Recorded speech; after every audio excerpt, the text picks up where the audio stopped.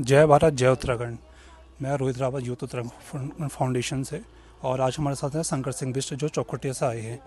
उनके बारे में आपने जब भी उनको सोशल मीडिया में देखा होगा तो हमेशा उनके सर पे एक सफ़ेद रंग का कपड़ा पहने रखते हैं। तो उनके बारे में एक बार जानते हैं, ये आप क्यों पहनते हैं, कि क्या इसका महत्व है। देखिए ये जो स्कार्फ है ये रिप्रेजेंटेशन ऑफ हिमालयाज़ करके जो है वो मैं बताता हूँ, कहता हूँ।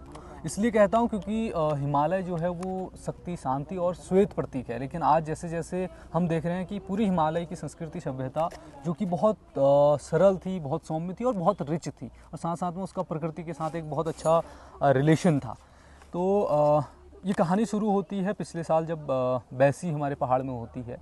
तो बैसी में जब हमने बैसी करी तो वहाँ पर देखने को मिलता है कि जो हमारी पहाड़ की संस्कृति है वो कहीं ऐसा नहीं है कि दिखावे की नहीं है, वो एक इंसान को अंदर से मजबूत करती है, इंसान को अंदर से बनाती है। हमारी जो पूजन पद्धतियाँ हैं वो बहुत भिन्न हैं और वो कहीं ना कहीं एक व्यक्तित्व का निर्माण करती हैं। तो वहाँ से मेरे को लगा कि हिमालय की संस्कृति का बहुत डिफरेंट थी, अलग थी, जिसको बचाना बहुत ज़रूरी है। लेकिन आज हम कहीं ना कहीं एक दिखावे की ओर, एक हो हल्ले की ओर आगे बढ़ गए हैं। जैसा आज हम देखते हैं कि केदारनाथ, बद्रीनाथ में भी कितने शोर शराबा होने लग गया है। तो वहीं हमारी जो संस्कृति थी वो इस तरीके की थी। और जैसे जैसे हम हिमालय की ओर जाते हैं तो हिमालय की ओर जाते जाते हम देखते हैं कि बुरांस का फूल भी लाल से गुलाबी, गुलाबी से श्वेत होने लगता है। और जब वो पूरे हिमालय की ओर जाता है तो वो पूरा श्वेत हो जाता है। और वो श्वेत जो है वो विश्व की तीसरी धुरी कहा जाता है और भारत का मुकुट कहा जाता है। लेकिन आज वही विश्व की तीसरी धुरी और भारत का मुकुट पूरा हम अभी देखें पूरा नंगा हो चुका है, पूरा खाली हो चुका, पूरा ब्लैक पड़ा हुआ है। अभी हम अगर देखें रानीखेत से हम देखते हुए आते, त्रिशूल है, नंदा देवी है, नंदा घुंटी है, ये सब जो पर्वत अभी बर्फ़ से लदालद होने चाहिए थे और ट्री लाइन तक पूरी बर्फ़ होनी चाहिए थी, ये अपनी चोटी की ओर सिमट गए हैं, ये पूरी तरीके से ब्लैक पड़ गए हैं।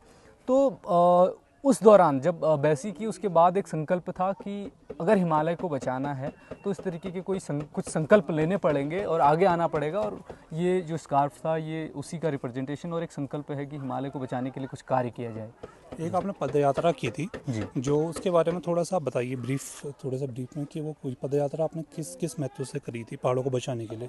देखिए मैंने दो पदयात्राएं करी। एक 2022 में करी थी जंगलों की आग को लेकर, और दूसरी पदयात्रा हमने पिछले साल करी थी जो कि स्रोत से संगम यात्रा है।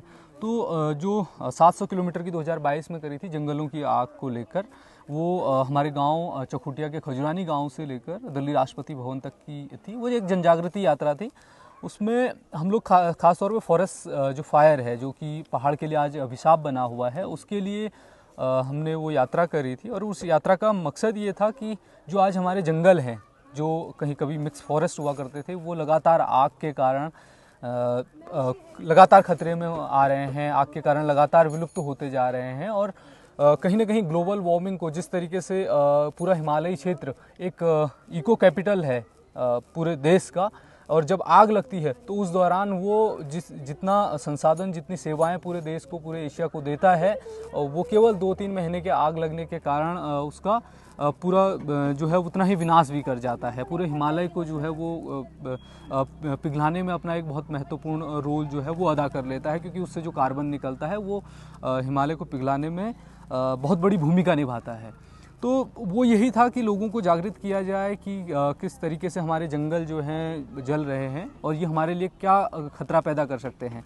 तो उसके बाद फिर हम शासन प्रशासन तक भी गए, दिल्ली राष्ट्रपति भवन तक गए, और वहाँ कुछ ज्ञापन वगैरह हुए। ज्ञापन के बाद एनटीपीसी को सरकार ने यहाँ भेजा अल्मोड़ा में, और अल्मोड़ा में भेजने के बाद एक मीटिंग हुई डीएम महोदय के साथ। तो उस पिरूल, जो जंगलों की आग लगने का एक मुख्य कारण बताया जाता है पिरूल, उसका, और जो जंगलों में फ्यूल पड़ा हुआ है, घास है, बायोमास है, और जो सारी चीज़ें हैं उनको इकट्ठा करके चारकोल और इस तरीके की कुछ चीज़ें बनाई जाएं, ताकि वो जंगलों की आग जो लगती है वो कम हो पाए। तो अभी वो पूरी प्रोसेस नहीं हो पाई, केवल वो पायलट प्रोजेक्ट लगने के लिए कुछ जगह सेलेक्ट होने तक ही हो पाया, उसके बाद अभी कुछ नहीं हो पाया। और दूसरी जो यात्रा थी स्रोत से संगम करके रामगंगा नदी की हमने यात्रा करी कि कहाँ से रामगंगा नदी निकलती है। और रामगंगा नदी हमारे अक्सर हम देखते हैं कि मध्य हिमालयी क्षेत्र में जो भी नदियाँ हैं वो ग्लेशियल नदियाँ नहीं हैं, वो छोटे छोटे स्प्रिंग्स से बनती हैं। बूंद बूंद करके जब स्प्रिंग्स धीरे धीरे बड़ा होता है, फिर गाढ़ गधेरों में तब्दील होता है, तब जाके एक बड़ी नदी का रूप लेता है।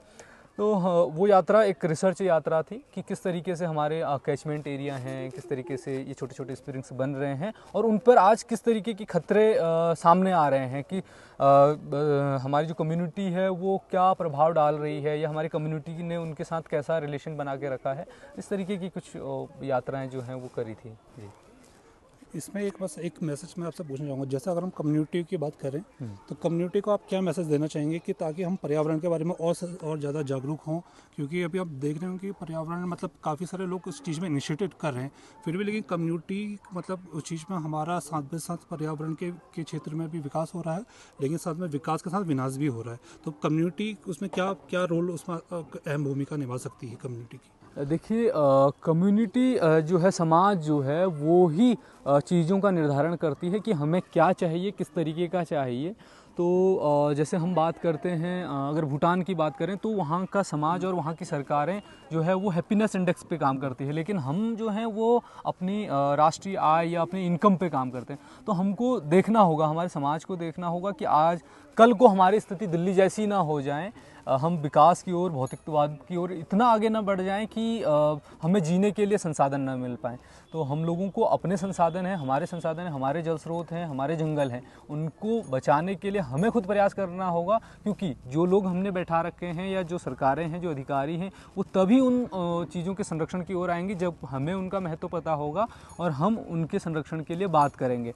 तो सब लोगों को मिलजुल कर काम करना चाहिए। जी, बहुत बहुत धन्यवाद। जय उत्तराखंड।